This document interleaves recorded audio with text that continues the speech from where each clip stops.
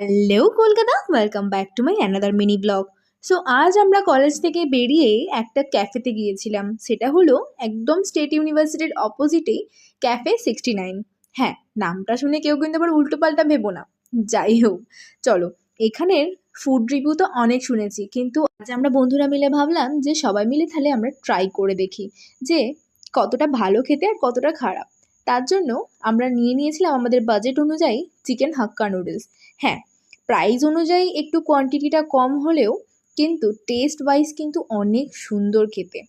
Trust me guys, তোমরা যদি কোনো দিন এখানে এসে থাকো আমাদের কাজীবাড়িতে, নারায়ণপুর, তাহলে স্টেট ইউনিভার্সিটির অপোজিটে এই ক্যাফেটায় এসে চিকেন হাক্কা নুডলস ট্রাই করতে একদমই ভুলো না।